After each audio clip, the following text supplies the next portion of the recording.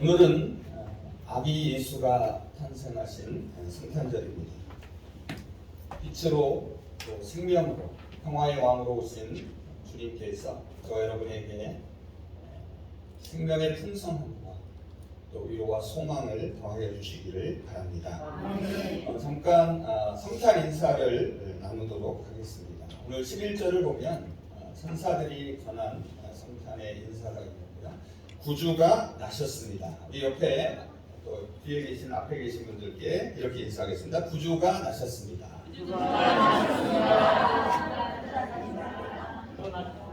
웃으면서 하시면 더 좋겠고요. 우리 말로는 이제 성탄 인사가 적당한 게 없어서 아쉽지만 영어로 인사하도록 하겠습니다. 메리 크리스마스. 말씀을 안 해도 이렇게 손을 흔들며 하는 센스 있는 분들이 있습니다. 다시 한번 메리 크리스마스. 감사합니다. 내일이 아니고요. 오늘 우리가 누가복음의 말씀을 읽었는데요. 누가복음에는 성탄의 소식을 처음 들은 사람들이 값비싼 선물을 가져온 동방박사들이 아닙니다. 모두가 잠든 한밤에 저 들 밖에서 양떼를 지키던 목자들입니다. 당시에 그들은 가난하고 소외된 사람들입니다. 어쩌면 소망 없이 그저 하루하루를 살아가고 있었습니다. 무너지고 상실감에 빠진 사람들을 위해서 평화의 왕이 이 땅에 오셨습니다.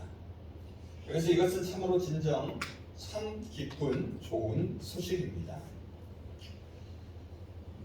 아마 어려서부터 신앙생활을 하신 분들은 기억하실 것 같은데 한국 교회 전통에서 성탄절 하면 떠오르는 것이 있습니다. 혹시 한국 교회의 특징 가운데 하나인데 생각나시는 게 있으십니까? 저는 새벽송이 생각납니다. 성탄절 새벽에 집집마다 찾아가면서 예수님의 탄생을 알리는 찬송을 불렀던 기억이 있습니다.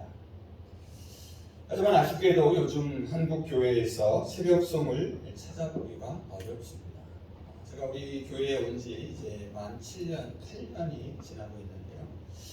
한 번 정도 제한적으로 했던 기억이 있습니다. 새벽송이 사라진 것은 우리나라가 도시화되면서 주거 문화가 바뀌고 또 개인화된 데에 있습니다. 모두가 곤히 잠든 밤에 울려 퍼지는 노래는 크리스천이 아닌 사람들에게는 소음으로 들릴 것입니다. 특별히 요즘 대부분 아파트에 거주하는데요.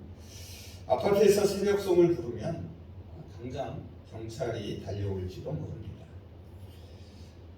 특별히 아파트에 거주하는 사람들이 많은 도시교회는 새벽송이 어렵습니다.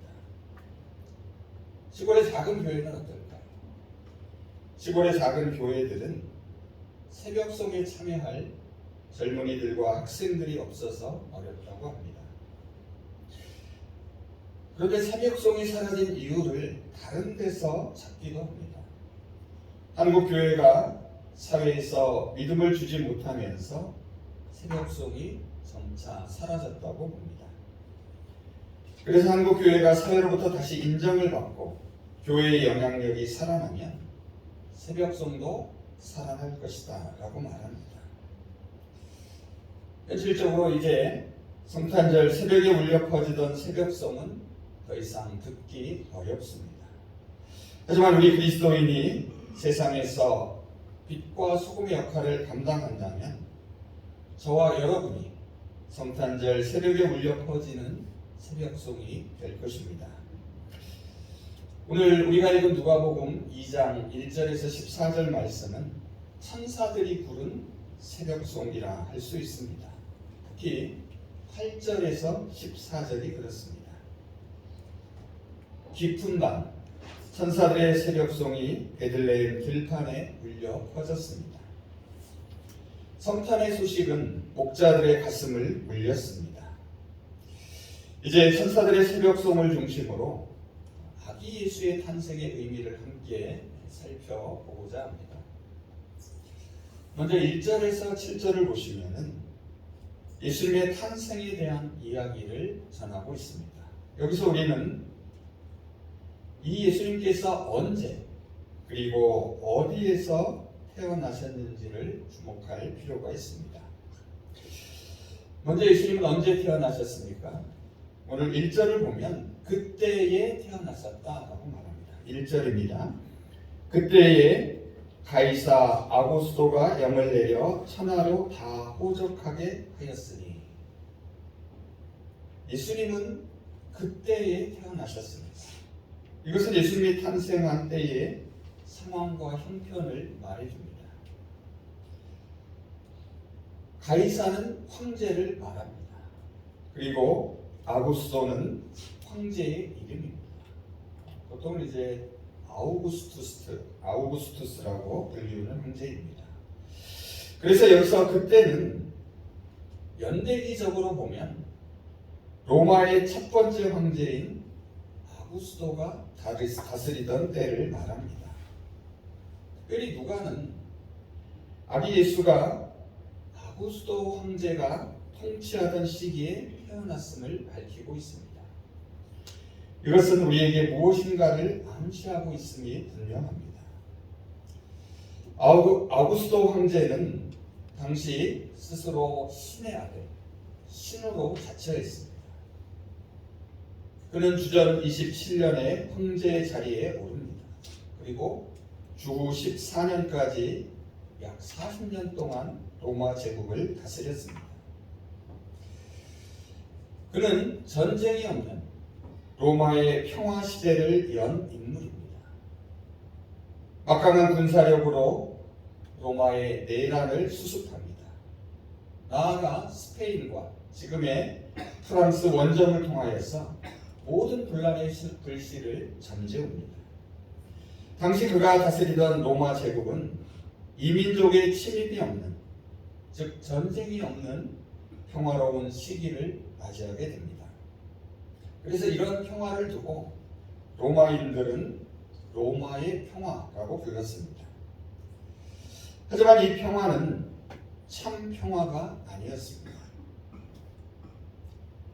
로마의 평화는 로마인들에게는 영광스러운 승리의 평화였습니다. 하지만 피정복자의 입장에서는 피로 물든 굴욕의 평화일 뿐이었습니다. 그것은 외적인 평화, 겉으로 그럴싸해 보이는 평화입니다. 실제로는 평화를 가장하여 상대방을 짓누르는 폭력으로 유지되는 평화였습니다. 그래서 로마의 평화는 위장된 평화, 거짓 평화라고 말할 수 있습니다. 로마의 황제는 거짓 평화를 유지하기 위해 탄탄한 경제력과 튼튼한 군사력이 필요했습니다. 이를 위해서 인구조사를 실시했습니다. 여러분 오늘 본문 1절, 3절, 5절을 보시면 호적한다라는 말이 등장합니다. 이것은 호적 등록을 한다는 말입니다. 왜 호적 등록을 할까요? 인구조사를 하기 위해서입니다. 왜 인구조사를 할까요? 인구조사를 통하여서 세금을 징수하고 군사를 징집하기 위해서입니다. 그런데 본문 14절을 보시면 예수님의 탄생이 평화의 소식이고 예수님이 곧 평화라고 말합니다. 특별히 10절을 보면 이 예수님의 탄생을 큰 기쁨의 좋은 소식이라고 말합니다. 기쁨의 좋은 소식을 두 글자로 줄이면 한자말로 표현하면 복음입니다. 그런데 당시 본래 복음이라는 이 기쁜 소식은 언제 사용됐는가 하면 로마의 황제가 새로 태어나거나 황제가 황제의 자리에 오를 때 사용한 말입니다. 그런데 누가는 오늘 본문에서 로마 황제의 탄생이 아니라 아기 예수의 탄생이 기쁜 소식, 복음이라고 말합니다. 왜냐하면 예수님께서 이 땅에 참 평화를 주시는 왕으로 오셨기 때문입니다.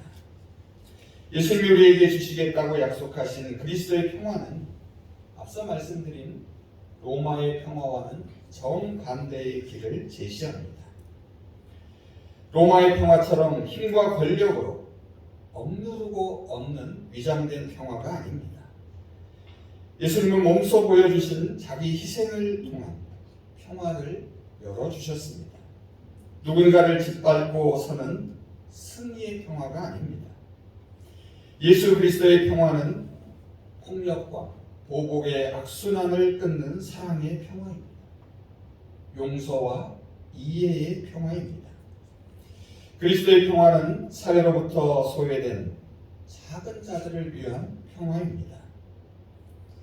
주님이 이들을 위해 베푸신 선물로서의 평화이기도 합니다.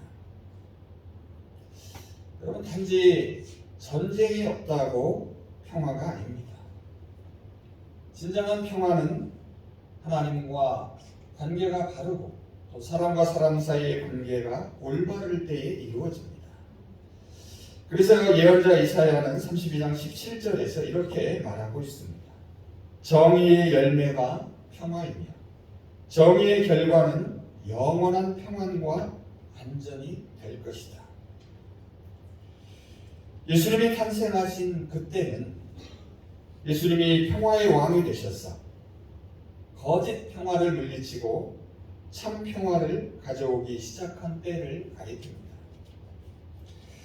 다음으로 예수님은 어디에서 태어나셨습니까? 예수님은 거기에서 태어나셨습니다. 6절을 한번 보시기 바랍니다. 거기에 있을 그때에 해산할 날이 찼다. 여기서 말하는 거기는 앞선 사절을 연결해서 보시면 베들레헴입니다. 그리고 7절과 12절을 연결해서 보면 더 구체적으로는 구유를 가리킵니다. 예수님은 다윗의 동네인 베들레헴의 한 구유에 나셨습니다. 베들레헴에서의 탄생은 하나님의 말씀이 온 세상을 다스리는 주권이 있음을 보여줍니다. 본래 예수님의 부모 요셉과 마리아의 집은 베들레헴이 아니라 어디입니까? 북쪽에 있는 나사렛입니다. 그래서 예수님이 만일 태어나신다면 아마 나사렛에서 태어나는 것이 자연스러웠을 것입니다. 그런데 요셉과 마리아가 세금을 거두기 위한 로마 황제의 호적 명령 때문에 어쩔 수 없이 베들레헴으로 올라가게 됩니다. 그들은 황제의 명령을 따라 베들레헴에 온 것입니다. 그런데 이것은 그리스도가 베들레헴에서 탄생하리라는 예언자 미가를 통해 주신 하나님의 말씀을 이루게 됩니다. 미가 5장 2절입니다. 베들레헴 에브라다야, 너는 유다 족속 중에 작을지라도 이스라엘을 다스릴 자가 내게로 나올 것이라. 그의 근본은 상고에 영원에 있느니라. 여러분, 우리가 사는 세상은 권력을 가진 사람들에 의해 움직이는 것처럼 보입니다. 하지만 실제로 세상을 움직이는 것은 눈에 보이지 않지만 진정한 통치자이신 하나님이 이끌어 가십니다. 하나님이 약속하신 말씀을 따라 결국 베들레헴에서 구주가 나신 것입니다. 하나님의 말씀 한마디는 로마 황제의 명령보다 더 힘이 있고 강력합니다. 요셉과 마리아는 황제의 명령에 따라 움직이는 것처럼 보입니다. 하지만 실제로는 이미 오래전에 약속하신 하나님의 말씀을 따라 행한 것이 됩니다. 예수님은 유다 지파 다윗의 후손으로 다윗의 고향인 베들레헴에 탄생하게 됩니다. 또한 베들레헴에서의 탄생은 하나님의 구원의 능력을 보여주는 것이기도 합니다. 여러분, 이 베들레헴이라는 지명이 어디에서 처음 나오는지 아십니까? 창세기 35장입니다. 베들레헴에서 야곱의 아내 라헬이 안타깝게도 베냐민을 낳다가 죽습니다. 그리고 그곳 베들레헴에 묻힙니다. 그래서 베들레헴은 처음부터 아픔과 슬픔과 죽음의 장소로 등장합니다. 그런데 예수님이 그곳에 탄생하셨을 때에 베들레헴은 이제 생명과 소망과 기쁨의 소식이 넘치는 곳이 됩니다. 학자들에 따르면 당시 베들레헴의 인구는 채 1000명도 되지 않는 아주 조그만 마을이었습니다. 베들레헴의 탄생은 작은 것도 들어서 크게 사용하시는 하나님의 구원의 계획과 능력을 보여줍니다. 또한 이 아기 예수는 태어나자마자 어디에 누입니까? 구유에 누입니다. 여러분 구유를 보신 적 있으십니까? 구유는 더럽고 누추함을 상징합니다. 아기 예수는 여관에 있을 곳이 없었습니다. 이것은 인간으로부터 버림받음을 가리킵니다. 그런데 더럽고 누추한 구유에 누워있는 아기 예수가 평화의 왕, 우리에게 기쁜 소식이 됩니다. 이어지는 11절을 보시면 칭송받는 로마 황제가 아니라 버림받은 아기 예수가 주님이라고 말합니다. 구유는 낮고 천한 곳에 임하시는 하나님의 능력을 보여줍니다. 정리해보면 아기 예수가 탄생하신 베들레헴 구유, 거기는 하나님의 주권과 구원의 놀라운 능력을 보여줍니다. 마침내 구주 탄생의 기쁜 소식을 알리는 천사들의 새벽송이 그 사람들에게 전해집니다. 그 사람들은 목자들입니다. 8절에서 10절을 한번 보시기 바랍니다. 그 지역에 목자들이 밤에 밖에서 자기 양떼를 지키더니 주의 사자가 곁에 서고 주의 영광이 그들을 두루 비추매 크게 무서워하는지라. 천사가 이르되 무서워하지 말라. 보라, 내가 온 백성에게 미칠 큰 기쁨의 소식을 너희에게 전하노라. 아기 예수 탄생의 기쁜 소식을 가장 먼저 들은 사람은 베들레헴 지역에 있던 목자들입니다. 이것은 아기 예수 탄생이 작은 자, 소외된 자, 가난한 자에게 임한 기쁜 소식임을 보여줍니다. 누가복음 4장 18절 이하를 보시면 예수님께서 공생애를 시작하시면서 행한 첫 번째 설교가 등장합니다. 내용은 이렇습니다. 주의 성령이 내게 임하셨으니 이는 가난한 자에게 복음을 전하게 하시려고 내게 기름을 부으시고 나를 보내사 포로된 자에게 자유를, 눈먼 자에게 다시 보게 함을 전파하며 눌린 자를 자유롭게 하고 주의 은혜의 해를 전파하게 하려 하셨다. 여러분, 예수님 당시에 이 목자들은 천대받는 사람들이었습니다. 우리가 일반적으로 목자 하면 좀 낭만적으로 생각하게 되는데요. 당시 탈무드의 기록에 따르면 목자들은 법정의 증인으로 설 수 없었습니다. 왜 그랬겠습니까? 누구도 목자들의 말을 신뢰하지 않았기 때문입니다. 당시 사람들이 목자들의 말을 믿지 못하는 데는 그럴 만한 이유가 있었습니다. 목자들은 양떼를 몰고 다니면서 다른 사람들의 밭을 자주 망가뜨렸습니다. 또 당시 목자들은 대부분 직업적으로 다른 사람들의 양떼를 맡아 돌보았습니다. 요한복음 10장을 보면 이러한 목자를 삭군 목자라고 부릅니다. 그런데 이 삭군 목자들은 주인 몰래 양털을 깎아 시장에 내다 팔곤 했습니다. 당시 사람들의 인상에 목자는 눈앞에 보이는 자신의 이익을 따라 부도덕하게 살아가는 소망 없는 사람들로 비추어졌습니다. 그런데 바로 이 목자들에게 아기 예수 탄생의 기쁜 소식이 가장 먼저 전해집니다. 11절을 보시면 주의 천사는 목자들에게 나타나 두려워하지 말라라고 말합니다.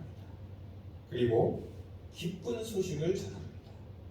오늘 다윗의 동네에 너희를 위하여 너희를 위하여 구주 예수 그리스도가 가셨다라고 말합니다. 여러분, 여기서 너희는 누구이겠습니까? 너희는 단지 목자들만을 가리키는 것이 아닙니다.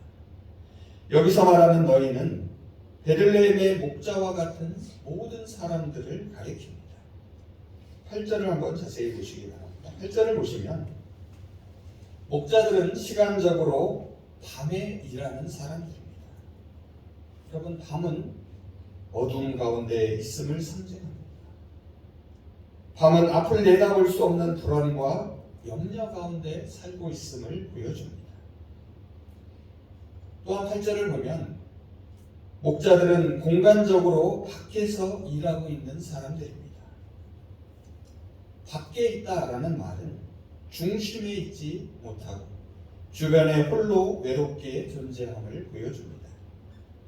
그럼에도 목자들은 자기에게 맡겨진 양떼를 지키고 있습니다. 밤에 밖에서 양떼를 지키는 목자들의 삶은 오늘 우리의 인생을 반영해 줍니다. 예수님은 작은 자, 소외된 자, 가난한 자에게 큰 기쁨의 소식이 되셨습니다. 이어지는 누가복음을 읽어보면 예수님은 그들의 친구가 되어주시고 그들에게 소망을 주셨습니다. 예수님의 탄생 소식이 목자들에게 가장 먼저 전해진 것은 예수님의 탄생이 작은 자, 소외된 자, 가난한 자에게 기쁜 소식이 됨을 보여줍니다. 이제 말씀을 정리해 보겠습니다. 아기 예수가 나셨습니다. 하나님이 약속하셨던 메시아 그리스도 주님이 탄생하셨습니다. 예수님은 아구스도가 로마의 황제일 때 태어났습니다. 예수님은 베들레헴 구유에서 나셨습니다. 아기 예수 탄생의 기쁜 소식이 제일 먼저 목자들에게 전해졌습니다. 이것은 예수님이 왜, 무엇을 위해 이 땅에 오셨는지를 우리에게 분명하게 보여줍니다. 예수님이 로마 황제가 다스리던 때에 나신 것은 당시 로마의 거짓 평화를 폭로합니다. 예수님이 정의와 사랑으로 참 평화를 이루어 가실 주님이심을 보여줍니다. 예수님이 베들레헴 구유에 탄생하신 것은 하나님의 주권과 구원의 능력을 보여줍니다. 예수님의 탄생 소식이 목자들에게 제일 먼저 전해진 것은 예수님께서 작은 자, 소외된 자, 가난한 자에게 기쁜 소식이 됨을 보여줍니다. 우리는 이 땅에서 벌어지고 있는 권력에 의한 수많은 거짓 평화의 상처들을 마주합니다. 그리고 그 생채기는 대부분 힘없고 가난하고 소외된 자들에게 남겨집니다. 교회는 이런 목소리 없는 사람들에게 진정한 참 평화의 소식을 전해야 합니다. 교회는 정의라는 이름으로 하나님이 가르쳐준 평화의 첫걸음을 떼어야 합니다. 참된 평화는 하나님이 자기 백성과 세우신 언약 안에서 공의와 정의가 이루어지는 것을 말합니다. 그래서 주님이 주시는 평화는 하나님과의 바른 관계 속에서 이웃과도 바른 관계를 누리는 것입니다. 그래서 주님이 주시는 평화는 참 생명이고 구원입니다. 그래서 아기 예수의 탄생은 저와 여러분 모두에게 기쁜 소식이 됩니다. 여러분, 이 시대에 앞서 말씀드린 그때는 언제일까요? 그때는 바로 하루하루 우리에게 주어진 오늘입니다. 거기는 어디일까요? 거기는 우리가 지금 살아가는 바로 여기입니다. 마지막으로 그 사람들은 누구일까요? 그 사람들은 바로 저와 여러분이고 우리의 이웃들입니다. 이제 큰 기쁨의 소식이 저와 여러분의 삶에 위로와 용기와 힘이 되기를 바랍니다. 아멘. 2023년 새해 우리 교회의 표어처럼 우리 모두 기쁜 소식을 전하는 복음의 사람, 예배자로 살아가기를 소망합니다. 이제 본문 11절에서 14절 말씀을 읽으며 설교를 마치겠습니다. 아기 예수 탄생의 기쁜 소식을 친히 직접 들으실 수 있기를 바랍니다. 공동 번역으로 읽습니다. 오늘 밤 너희의 구세주께서 다윗의 고을에 나셨다. 그분은 바로 주님이신 그리스도이시다. 너희는 한 갓난아기가 포대기에 쌓여 구유에 누워있는 것을 보게 될 터인데 그것이 바로 그분을 알아보는 표이다 하고 말하였다. 이때에 갑자기 수많은 하늘의 군대가 나타나 그 천사와 함께 하나님을 찬양하였다. 하늘 높은 곳에서는 하나님께 영광, 땅에서는 그가 사랑하시는 사람들에게 평화. 아멘. 기도하겠습니다. 어둠 가운데 빛으로 평화의 왕으로 오실 주님, 로마 황제가 다스리던 때에 베들레헴 구유에서 주님이 태어나시고 목자들에게 먼저 아기 예수 탄생의 기쁜 소식을 전해주심에 감사를 드립니다. 그때의 태어나심을 통하여 참 평화를 보게 하시고 거기 베들레헴 구유에 태어나심을 통하여 구원의 신비와 능력을 맛보게 하여 주시옵소서. 한밤에 밖에서 일하던 목자들에게 탄생의 기쁜 소식이 전해짐을 통하여 저희에게도 위로와 소망과 힘을 허락하여 주시옵소서. 예수 그리스도의 이름으로 기도합니다. 아멘.